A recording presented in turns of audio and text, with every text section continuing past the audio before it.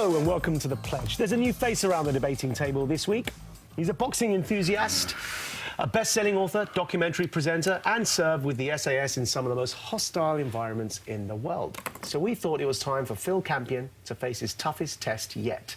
Debating with CAROLE Malone and Afua. I am quaking in my boots. I'm on your side. Don't worry, already I'm on your side. Has Big Phil finally met his match? Coming up on this week's programme, CAROLE is outraged about the outraged again. Nick calls Mayday. And Phil wants to see more support for our veterans.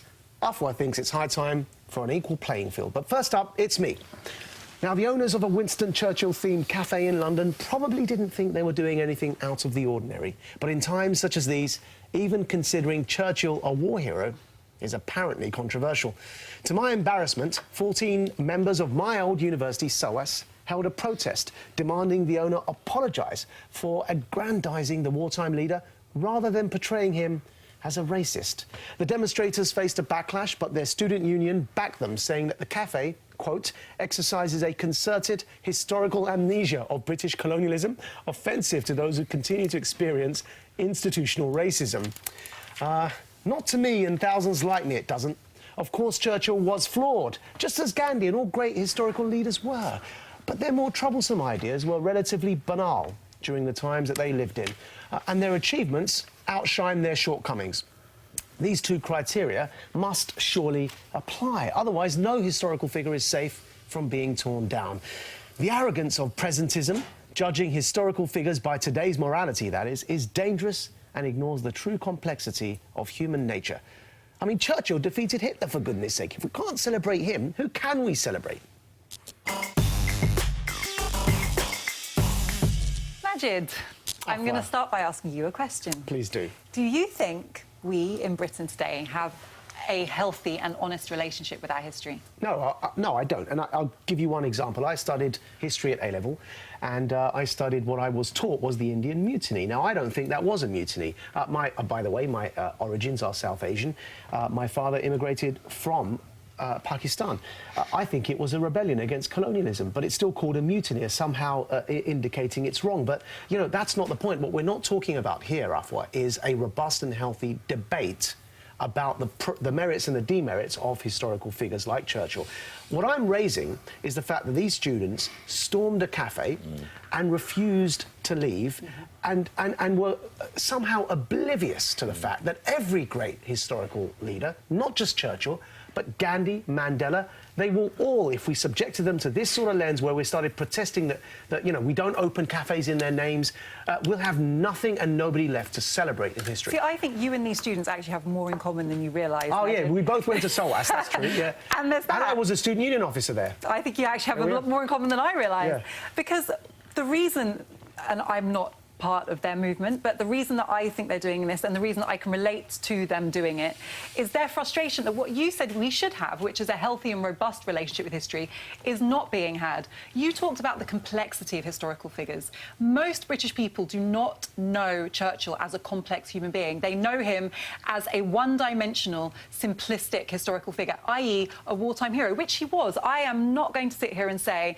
that I'm not glad that Churchill was able to defeat Nazism. You know, my own family suffered directly from Nazism as German Jews, so it's not that I am insulting to suggest that people don't know the history of this country and they don't know the history of Churchill. No, it's not an insult to them. It's because we don't tell them the truth. It's not recorded. It's not evident in public spaces. It's not in the school bigotries and his bigotries were recorded. They were a matter of record. And do you think they are part of the popular understanding of who he was as a complex person? You have to understand there are people for our time, and yes, some of his views were horrendous, but his pettiness and his bigotries were nowhere near as horrendous as the horrors that were unleashed by Hitler. And he was a man of our time. And people are forgetting, it's easy to forget how close we came to surrendering to Hitler. A lot of politicians in this country wanted to do it. A lot of the aristocrats in this country wanted to do it. And he saw the evil, let me finish, he saw the evils of Nazism long before the rest of Europe did. Can I say that you know, I don't think, to be honest, taking on board your point that there isn't an awareness of the merits and the demerits of any great historical figure, but something tells me these students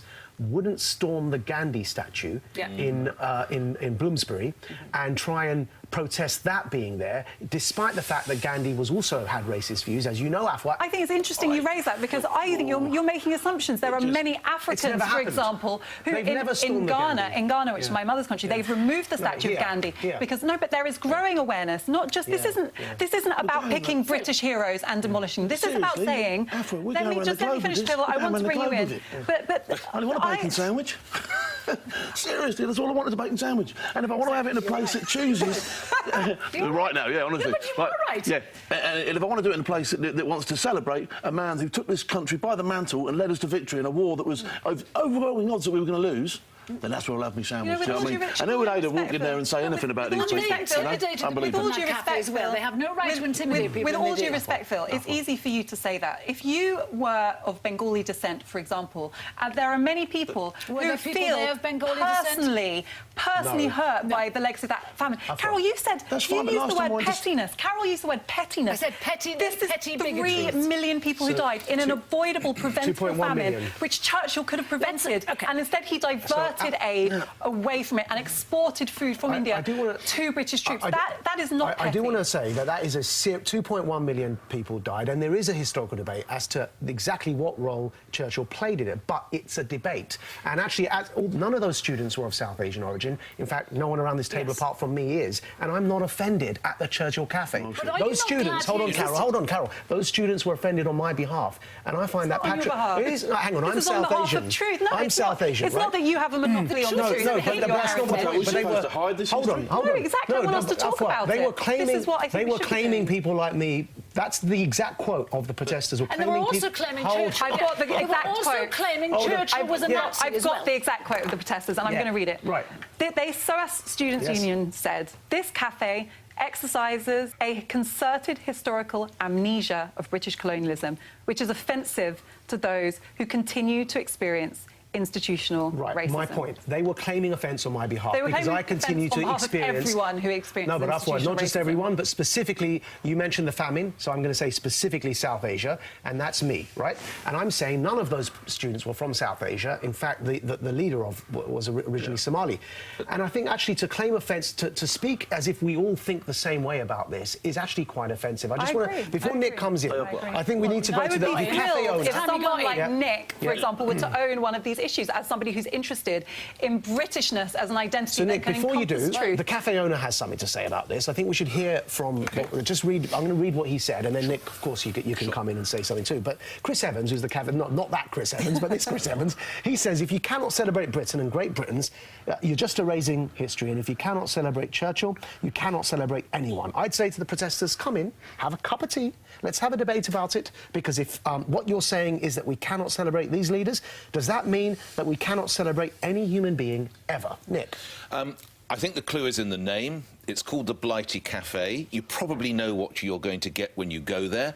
Afua, you're a very, very smart woman. I worry that you think that your interpretation of history is in some way superior to other people's, or that is the one that we should all sign up to. And ultimately, there will be no one. Mother Theresa, I'm sure we can probably find that she never returned a library book if we work long and hard enough. There will be some reason. Are you comparing not returning a library book to a famine in which come on, that was a lie. Just checking. But just another recent one which I want to bring in and put before the court is Gladstone, William Gladstone. His students up in Liverpool University now want his name removed from one of the buildings up there. They say his career was funded by his father, Sir John Gladstone. That, in turn, was built on the back of the slave trade. So the student body says it should be named after one of the people who attended there. So they suggest it be called the John Snow Hall, as in the newsreader. That is the path down which we are treading. It's a bit like Zulu, which is a glorious testament to British heroism. We are supporting and praising and celebrating a tremendous British hero. Exactly. That's what we're doing. So I have a killer question. Figuratively, of course. Yes. Not to be endorsing colonialism. Not with him at the table. Well, here's my question, and that is that, if we're not comfortable with Churchill, I presume Gandhi would come under the same kind of criticism. who should we celebrate from history? Who is, by the way, fits that criteria that you've put forward that, you know, that hasn't got any of their kind of I think the problem is in the question, right? As soon as you take a celebratory approach to history, you're already running into trouble because, like we're all saying, So we win a people are battle. complex. No, You know, Carol, when you decide, as us successively decide, you know, David Cameron, Gordon Brown, Michael Gove, that we should celebrate the great history of these islands, you're telling me you don't want to acknowledge that we basically helped design and perpetrate the slave trade for 400 years, that we colonised the world on a white supremacist ideology, that we have people that who we hold in high esteem. So we shouldn't celebrate Darwin? I think that we should look at people Darwin? in a broad context. Plato? Aristotle? And we should ask questions. country Where's our is- this intellectual country curiosity? is No, but free Where's today. our interest in This With country is respect, I'm free. just We have wondering to which remember that, historical Carol, figure. because of Let's Churchill. remember that. You'd be I would- sauerkraut. We do, I know by we've got to the move way. on, but just very quick, is We there do any remember historical that. figure you want to celebrate? Just very quickly. I personally Any. am not comfortable with the celebratory approach issue. So take, So for no. example, I'm trying to Kwame get to Nkrumah, it. who I really look up to, Ghana's independence leader, a flawed man. You know, he ended up basically So no, running a the answer's dictatorship. no, you don't. But I still think there's lots to celebrate in history. And I bet many British people haven't heard of him, despite the fact he played a fundamental role in shaping Britain's 20th You two century finished history. it, so you done? So Yeah? there We've is a got to move on. lot that most of us don't know. It's not because I have a superior understanding of history, Nick. It's just that I'm interested, and a lot of people don't seem to I be. just feel sorry for the people in the cafe who went for a bit of breakfast and Exactly. they got all History that for nonsense. colleges, I bet they learned- sandwiches I for bet they learned cafes. Anyway, me next. So can you hear it?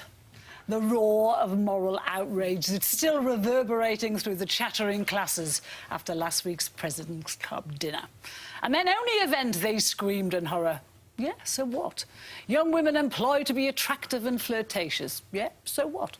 Lots of working class women trade on their looks to earn a living. They're not victims or sex slaves. They don't need saving by middle class women from the Financial Times or anywhere else. Listen to me when I say men should never be allowed to abuse or to rape women.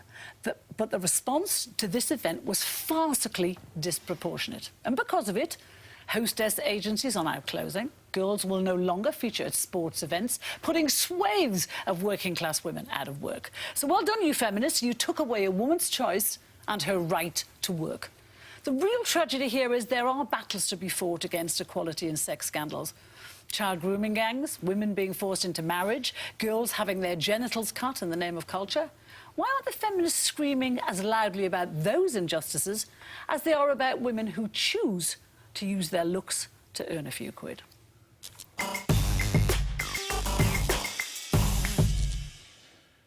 Well, normally, of course, I like to take a heavy subbing pencil to your intros, Carol, but I have to say, I think I agree with every single word and sentiment. I really, really do. We're speaking almost within hours of Formula One, as you rightly said. But here's what I don't understand. And I'm going to bring in a clip from someone who allegedly was at the President's Ball and was got at by Sky News, quite rightly, to talk about his associations with it. But if we can't have these young women at the darts matches and we can't have these young women...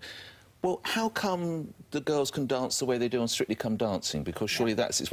How come we even have lingerie catalogues? These women, from my understanding, they choose to do it. They're not forced to do it at knife point. Presumably Amanda Holden, when she comes out for Britain's Got Talent or X Factor, whichever it is, and she wears extra... But again, I think she's probably in control. Let's go back to the President's Club. This is Sky News getting to the doorstep of Jimmy Tarbuck.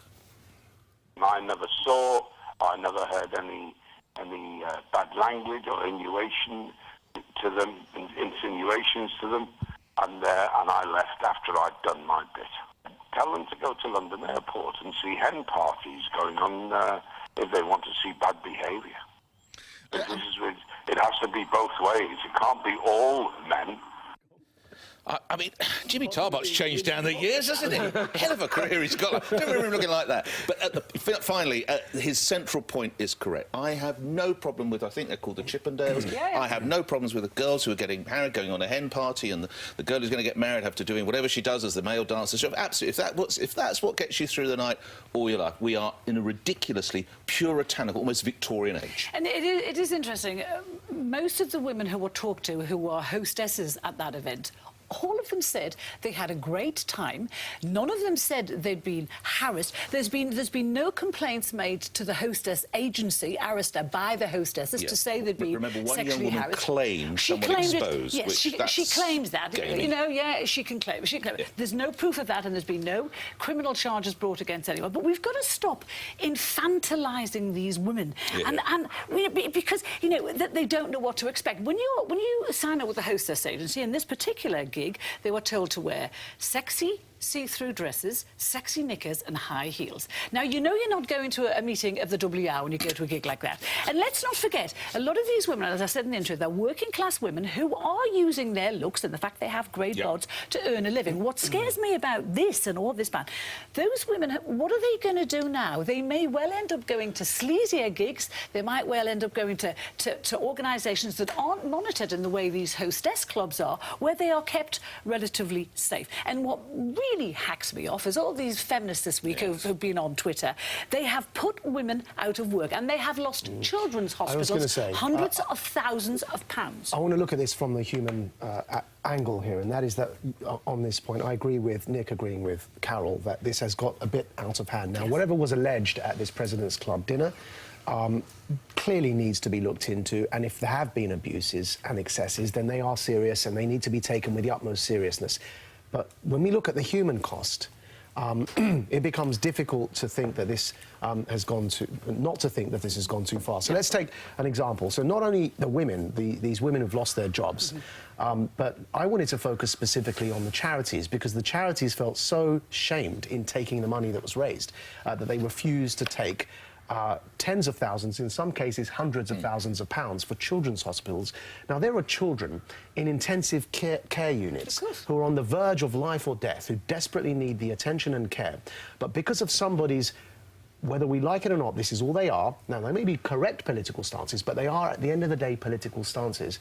Because of someone's ideological position on the rights of men and women, a hospital is turning down money that could save the lives of children. So they would rather pander to the views of the feminist Twitter mob than save children's lives. And if I was a parent who had a kid at one of those hospitals, because there's 2 kids' hospitals that have given money back, I would be storming the doors and saying... I just think it's out. I've been asked to read a statement. Can I read a statement from Great Ormond Street Hospital? Sure. I'm glad I do, because I'm almost too depressed to say anything else listening to you guys.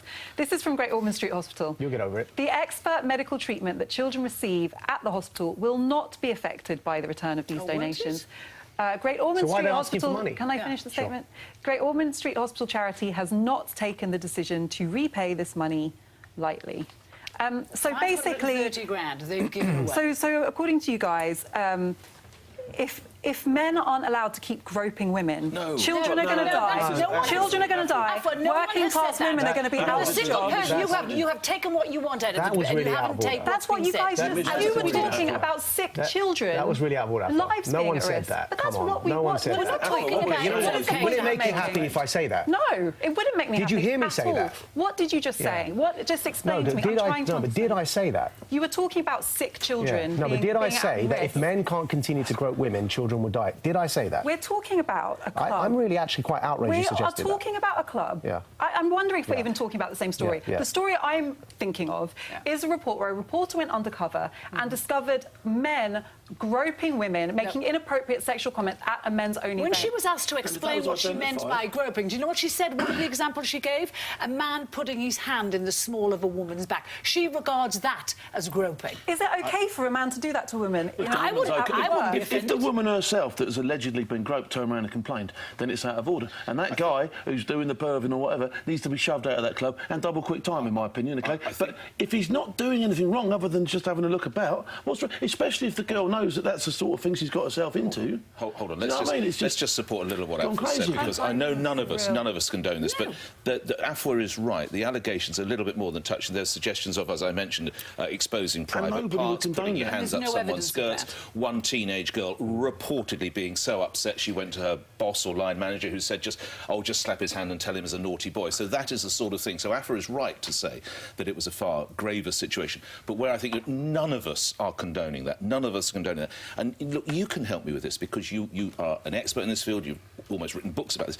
Isn't the idea of feminists to empower women? So if a woman does want to be a pit lane, a grid girl, or a woman does want to come out to start a darts match, and she does it, she's not exploited, she knows what she should be able to do it. Isn't that what it's a about? choice. Feminism is about men and women being equal.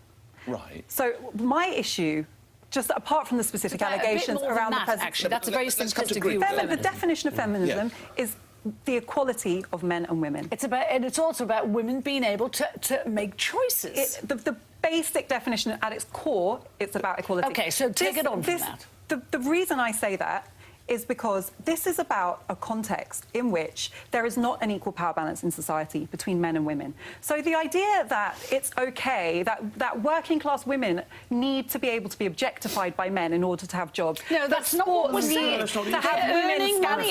Not everyone gets the chance to go to Oxford or be educated at a private school. It's really interesting that you keep saying this is only about working-class women. When I've been working since I was 14. I've done odd jobs since I was 14 to earn my, money for myself. And one of the jobs I did was waitressing, right? And I never done hostessing like this, but the amount that these women being paid, I think it's £120 a night, is about double or 3 times what I made with the waitressing jobs. I can see why young women who are students, or because they need a source of income, so not just working class women, would do this kind of work. Now, you are often, as a young woman in a workplace where you need money, in a vulnerable position where you have older, powerful, rich men in all kinds of ways trying to take advantage of you. And actually, just to put some context here, a survey in 2016 by the TUC found that half of women in the UK from all class backgrounds have experienced sexual harassment at work, and we're not talking about the workplace, Jen.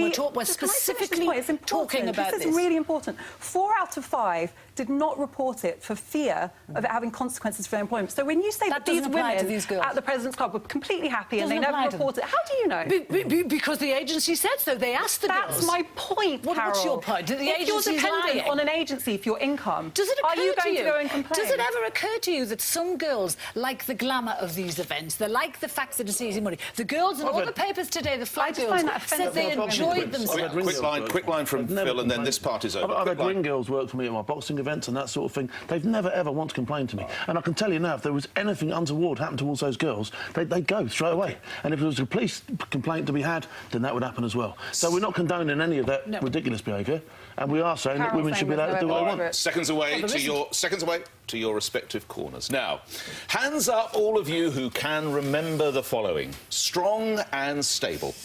Now, virtually 8 months on, it's clearly time to add to the May mantra.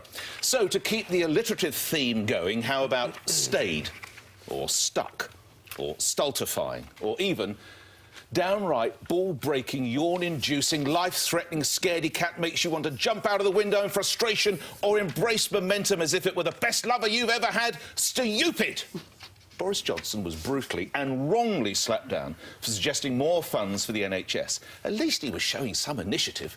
When the Conservatives are attacked by the army and, as the supposed party of law and order, fails so lamentably with soaring crime figures, well, it's fair to say they're losing their core support. This can be seen as a veritable mayday, Theresa. So time to step up and dazzle us with some stunning policy ideas.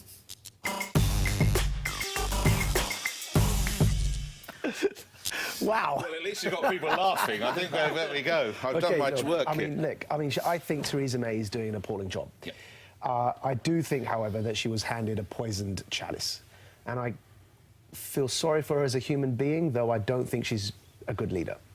And that's kind of, I think, the problem here, because actually sometimes nice people make horrible leaders and sometimes horrible people make great leaders. I mean, we just discussed Churchill, didn't we, right? And Gandhi and Mandela. But I think here in this situation, she's genuinely, I think, trying to hold the country together. I think she feels a sense of duty. But I concede, and I agree, that she's doing an awful job about it. What I worry about is the following. If some of these Tory MPs, who are right in saying she's doing a bad job, launch a leadership... I think you need 8 more letters. Well, they say that you need 48, and they say they're at 40, but nobody actually knows. That's the news. What I worry about is this. If they succeed in triggering a leadership contest, The alternatives could be far worse. And what are the alternatives? Well, for one, according to the latest YouGov stats, Corbyn is 1 percentage point ahead of the Tories. If a Corbyn government is elected because the Tories don't get there together, then the danger is, of course, you end up with... And Corbyn is a bit cuddly. It's who's around him that I'm worried about, right? So you've got the McDonalds of this world, and even worse, the Seamus Milnes of this world, who are pretty much Soviet Union defenders, right? They are, I mean, come on, he wrote a column defending the Soviet Union, right? Saying Stalin was misunderstood. That's Seamus Milne for you.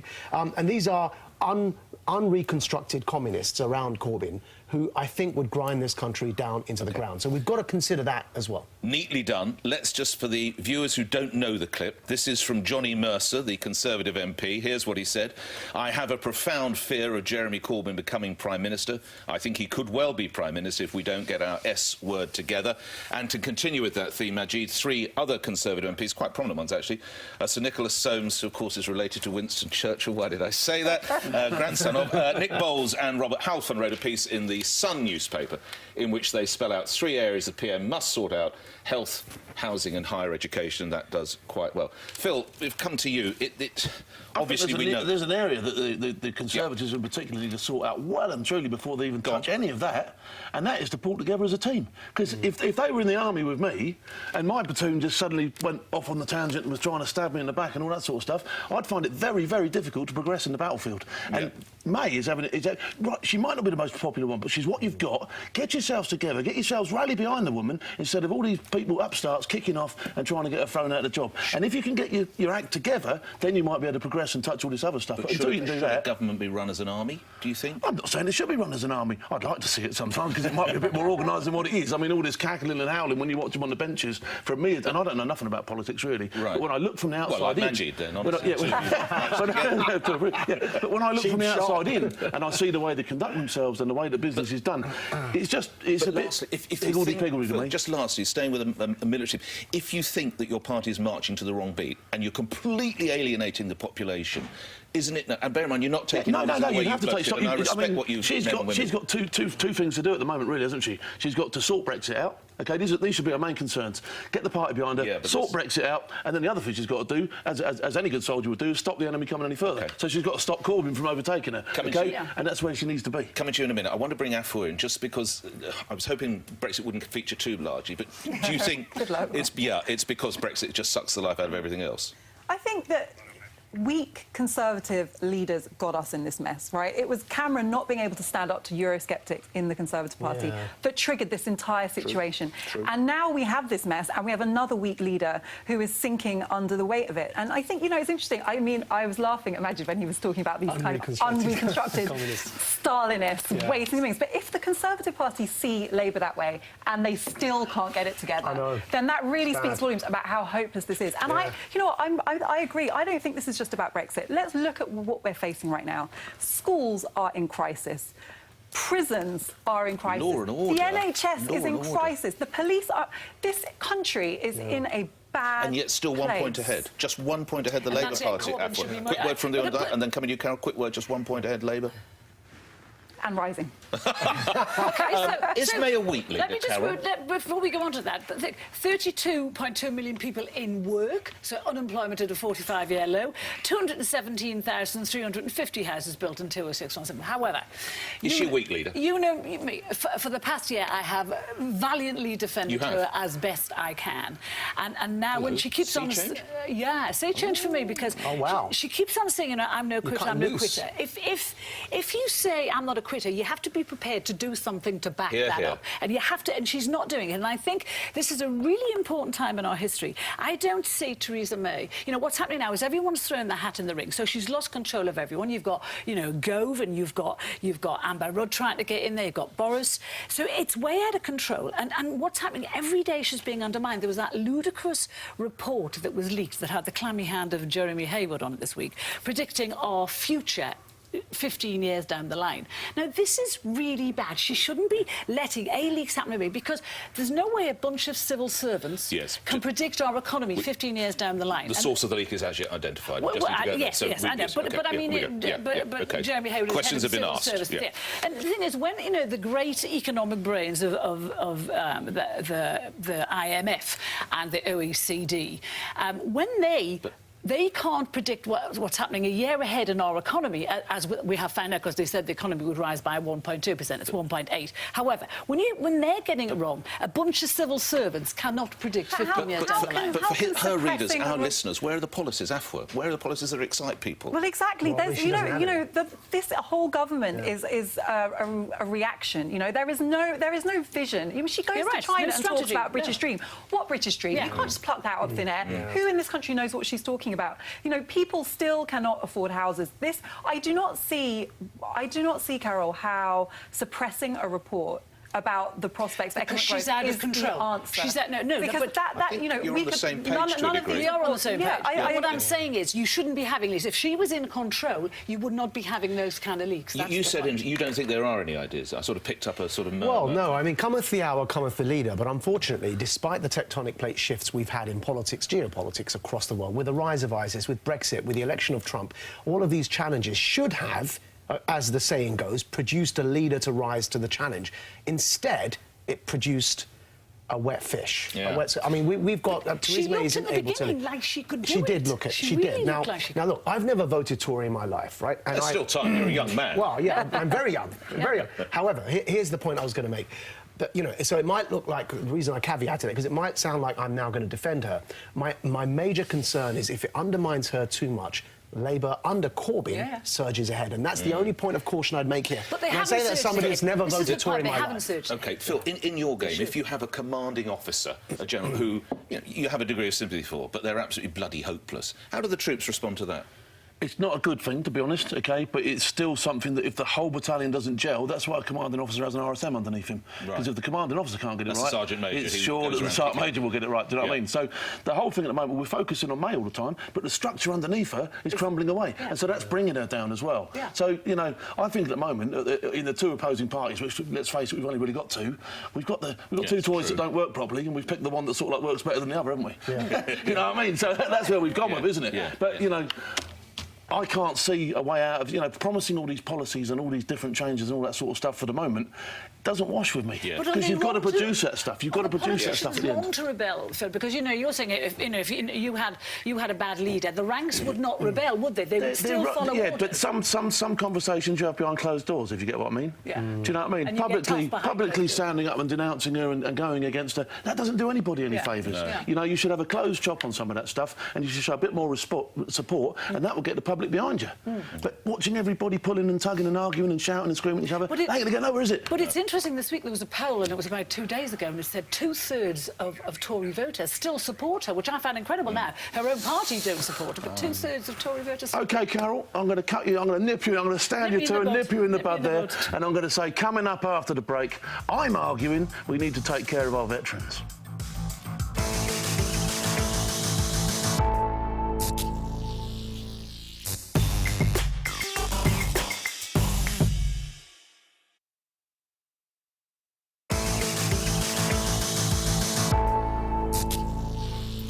Bob Curry, who served with the same SAS unit as myself, hit the headlines last week when it was revealed he was homeless and Hereford Council had reportedly failed to house him. I'm sure Bob will be looked after thanks to support from celebrities, the public and the regiment. He's lucky to have a cap badge that gets the media's attention. My concern, however, is the vets who fall on hard times are going hurt. I've nearly come unstuck more than once myself. Ex-servicemen and women are proud and hold back before asking for help. But there are plenty of others who exploit the benefit system, while those who deserve help are hung out to dry. No one who serves their country should ever be left in the lurch or anywhere near the back of the housing queue. I'd like to see veterans from all of our frontline services, police, firefighters and nurses, given priority when they fall on hard times. It's not that others should be shelved, but those who served to keep us all safe at night should be looked after first.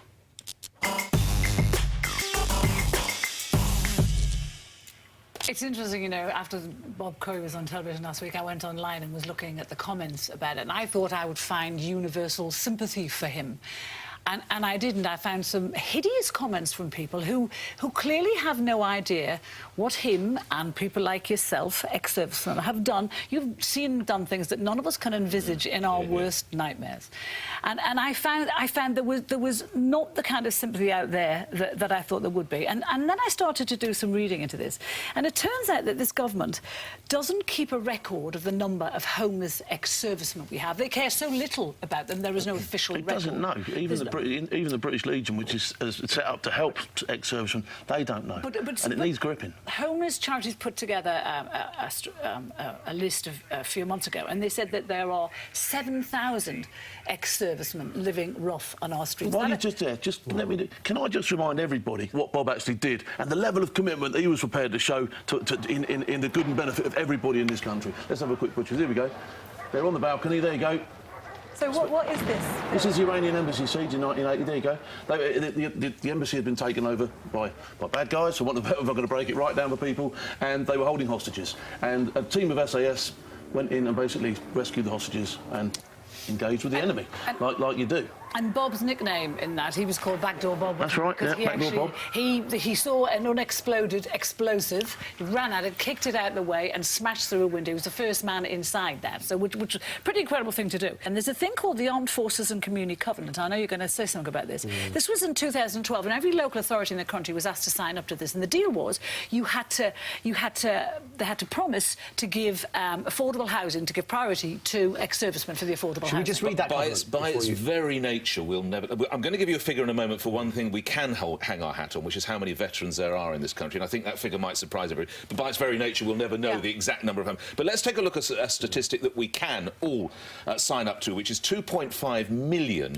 UK Armed Forces veterans in Great Britain. Now, that obviously doesn't mean they're homeless. It is a percentage thereof that is. But what I found truly astonishing about the story about your former SAS colleague is that it was reported that the only person who survived, the only terrorist who survived the Iranian embassy, it was reported he'd done a bit of bird, didn't he? He did some time. He got a life term, which of course doesn't mean a life term in Britain anymore. He's out already, and he's now out, and it is reported that he's enjoying council accommodation in South London. But where I challenge you, just quickly, Badgie, just let me... And listen, you'd have to be stark raving mad or Afua Hirsch not to agree with what you just said. I'm only kidding, as regards veterans. But, Phil, nurses? Police officers? Anyone who's giving their time front line, long, hard hours for the benefit of other people. Phil, until recently, a police officer could retire after 40 years with, not anymore, but with full salary pension. It doesn't exist anymore, but it used to exist until some years ago.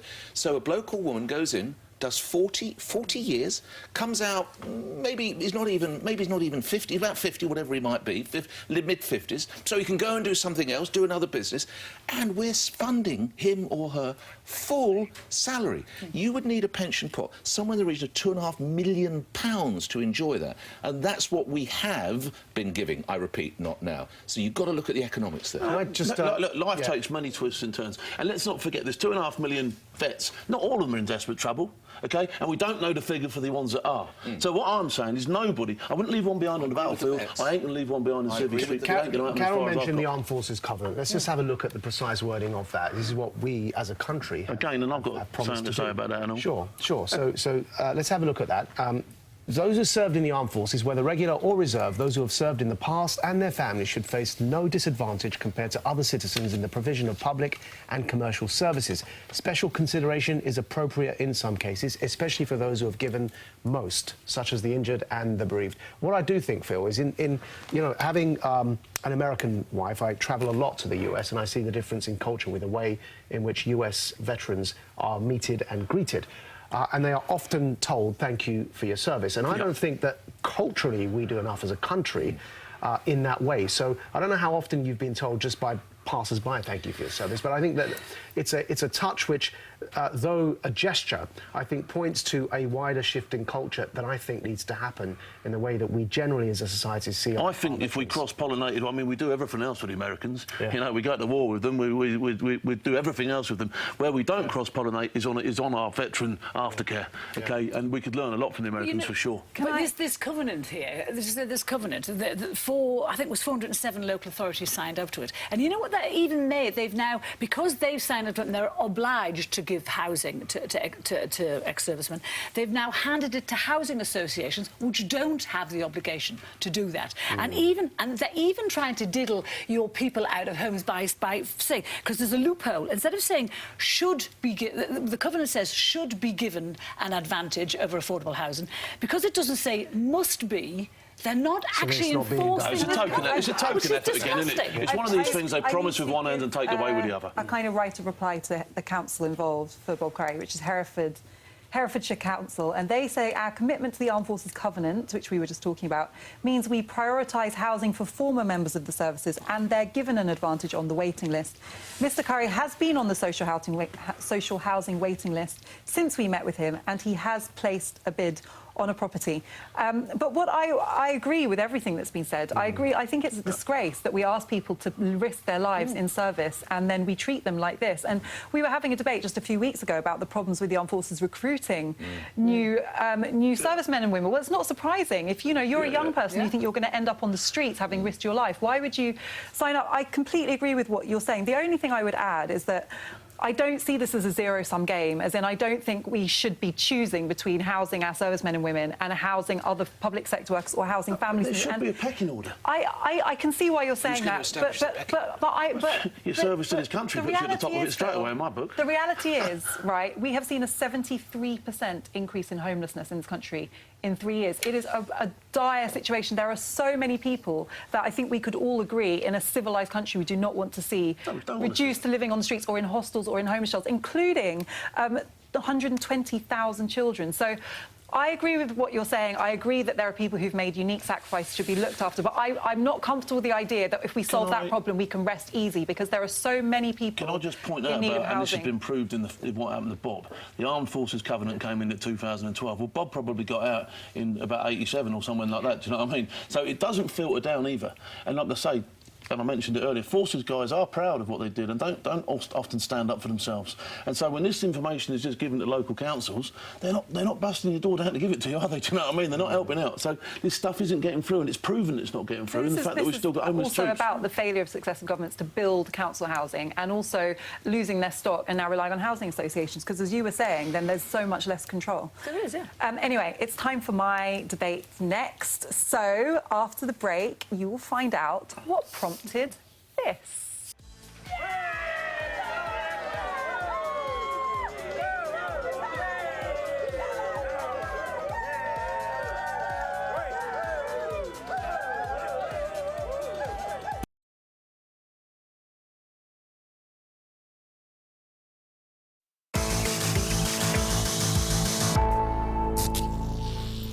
Last week, a man with zero experience of women's football, close to zero experience of managing a team of any gender, who had expressed no interest in the job and had to be asked to apply for it, was chosen to manage England's women's football team.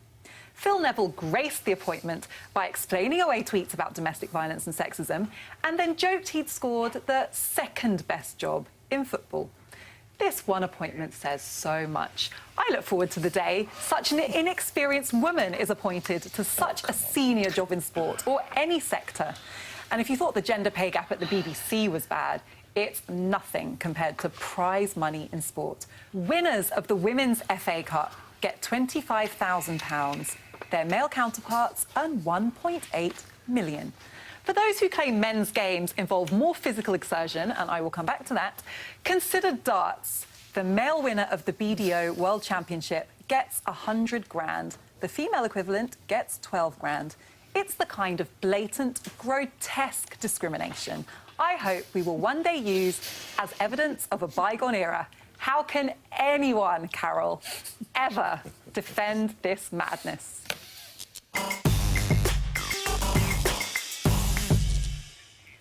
OK, right, I'm going to jump straight in with the pay thing, all right? I'm going to jump straight in there, right? I've got loads of... I could do this whole piece by myself. I'm going to bounce in on the pay thing, right? Right, OK, right. So assume that sport's just a job, all right, just a normal job, a run-of-the-mill job, and we're all doing the job here, all right? And assume we're all getting paid the same, OK? And you're doing... How many shows are you doing this month? 4 shows? And I'm doing 2. Would you be happy if they paid me the same as you? No, but if... No, you wouldn't. Right, let me... Both done 4 shows, I would expect right, okay. No. This is the point. Okay. So, a geezer's playing tennis, all right, and a woman's playing tennis. She only has to play 3 sets to get through. He's got to play 5. He's like, tell you what, getting the puff here. Do you know what I mean? Have you ever seen Serena Williams playing tennis? Because it doesn't look like that. Well, whatever. But anyway, so he's playing 5 sets. And he's going, I'll tell you what, I'm working here, and she's only doing 3.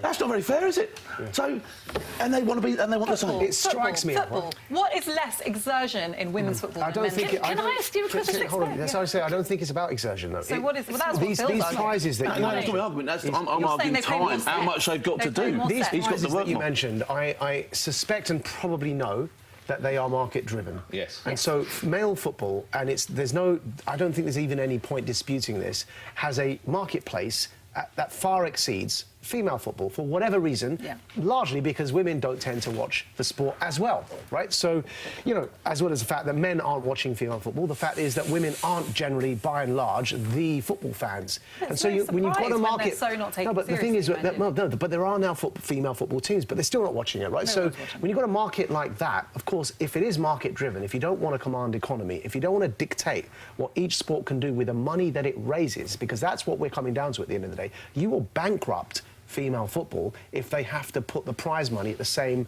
as men, because it's a business and they set their own prize money based on their market and the ticket sales. Let me ask you the question. I want to ask you the question I was going to ask you before. Have you ever been to a women's football match? I haven't ever been to a men's football match. So that's not a great question. but therein lies the problem. But that's not what she asked you. Because well, I haven't been to You either. haven't. Okay, so as we were just saying, revenue and sponsors dictate prize money. When there's a Premier League football match, the crowd is between 50 and 70,000. That dictates how much people get paid. I understand. No, hang on, let me finish the point. And when there's one of the best women's teams play, the average crowd is about 500. The bottom line is sponsors are not going to pay for a sport that not that many people are watching. Now, when you have something like women's football, and you've used the example, you have men watching men's football. You have a few men who would watch a women's football match. You have very few women that are going to watch women's football matches. Now, this is not denigrating what they do. They're very good, but it's a different game. And what you've got is a mainstream sport v a minority sport. And it's not about equality. Women are never going to be equal on the football field. They're just not. Okay, you know what? They're especially not going to be equal if it's treated as such a second-class sport. They can't play it in the same way. Can we talk about darts, please? Are we ready? Can we talk about darts? And I say this for a reason, and I'm dying to hear what you have to say. Yes, of course. But I want to talk about darts because the difference in darts is really quite extreme. Right. And I don't think anyone could argue that it's based on different levels of skill and talent. And I want to show you. I want to show you something. I want to show you something to prove the point. Okay. Right, first up in our inaugural Battle of the Sexes, it's Phil, the crafty commando champion. Happy with that? Ready? Come on, Phil. Humiliation, Phil. I can take that. I can take Come on. Get him up there. 18. 1. And another one. Phil scores 20. That'll show you how it's done, Phil. Come on, get in there. You ready? That's an 8. That's a 20. Well, that's a treble 20. Afua scores 88. That is quite a lot more than Phil got. And Afua is the winner. Awesome. No. With my newfound passion for women's darts, I am now going to join the campaign for equal prize money. But the thing But is, it's about the with market. women's darts, women about can join the men's darts teams. They can, but one has never qualified for the championship because they're not good enough. You on that are you good should enough. have. You can actually get in there. Terrible. I did not flip. I here to tell you that Afua is right. To some degree, What? because taken on broad, if you look at it in its purity, yes, it's wholly unjust, and I do struggle to see quite how I hope he does fantastic things with the team. I hope they win their respective World Cup. It was a strange appointment, I grant you that, but where the reality is, where Majid comes in, which is that market, sorry to be crude, it's bums on seats. And if you're going to get billions of people watching the men's FA Cup final, whatever, literally, or they used to around the world, it might have been slightly down, but certainly the Premier League is, I think, the second biggest league in the whole of the world, if not the biggest. The same cannot be said, and that is what drives it. So in pure forms, you're right. In market forces, I'm afraid the commercial... I want to pick this up with you, Nick, because you seem to be reasonable, right, about this. I think it's a vicious cycle. That's a first. I know. This is a day of unusual victories. It's a vicious cycle. I'm sure you can see that, because it's the women's game is not taken seriously. They're not given us a coach who has experience. The money is not put into the marketing, and then you don't get bums on seats, and then you don't. But this is the worst enemy of the women's sport if you were to apply this, because as Nick's just reminded everyone, I was right, and that is that you will bankrupt a women's sport if you demand equality in the prize money. Yeah. And here we have an example of their most vocal champion ever on TV is admitting she's never even been to a female football game, and therein lies. Vocal champion. Therein lies the problem. Therein lies there are loads of amazing women But I do want to say that I do want to say, just in your defence, that Phil Neville's appointment does seem a bit weird. No, it doesn't. No, it doesn't. Wait, hold on. It does seem a bit weird. Listen, I want to hear why It does seem a bit weird, because actually that wasn't about the market. He doesn't seem to be even a very good male coach, right? Okay, so let me say there were 147 people who applied for that job. Now, one of the biggest female football writers in the country, whose name I've just forgotten completely, she said that a lot of good women coaches didn't apply for the job, and the ones that did dropped out halfway through the process. So if women don't want to manage the football team, you can't blame them for appointing a bloke. We have an exclusive with the co-author of the first ever women's football yearbook, who has explained to us some of the factors that are at play here. This is Tom Gary. In terms of the number of girls playing the game and in terms of the technical ability at the top level, the women's game in England has never really been in a healthier state. But unfortunately, the finances are still really struggling. There's not very much sponsorship. There's little to no television broadcast revenue. And because of those things, salaries, even in the women's top flight, are still pretty low. Some players still only earning around £18,000 a year. And there's not very many female referees either, or female coaches. So those are the challenges for the English women's game to really try and correct over the next few years. That was Tom Gary. Now, clearly a fan of female football, somebody who's actually doing something about it, but here you heard him explain some real practical obstacles in the way, and it's about the market. Doesn't that sound cyclical? It's like they're not getting broadcast, and then they're not getting sponsors, and then they don't have any money to pay the players, and so it remains this kind of second-rate game. But it's hard to broadcast a match where there's only 500 spectators. Yeah, but those are part of the reasons why there are so few spectators, Carol, because I think that the demand is there, and actually, if you look at how extreme this is, right, let's look at the Women's Super League. It's not played in the same way. The winners of the Women's Super League get nothing. I'll make a deal with you. I'll tell you what, I'll make a deal. Let's go to a female football match and spectate together. She wouldn't go. She wouldn't want to go. And that's part of the point. I'd love to. Well, you haven't been. I'd love to. I want to play him at darts. I'm going to wrestle it away here. I'm going to say I could have played for England, but I was rubbish. So I never earned a penny out of the game, and I'm bitter and twisted about that. I really am. I also wasn't allowed to play netball. Right, here we go. He was a pioneering footballer, a great of the game, and a gentleman off the pitch. This week, his club, West Brom, said goodbye to Cyril Regis, who inspired a generation of players. Speaking about being one of the first black footballers, he said, "Nothing hurt the racist cowards in the crowd more than seeing black guys like me scoring goals against their team." And for that, Mr. Regis, you will absolutely deserve our Straight Talk of the Week. Well done. Well said. Yeah. That's it for the Pledge this week, but you can join in the debate on Facebook and Twitter. Thanks for watching, and I'll see you all next time.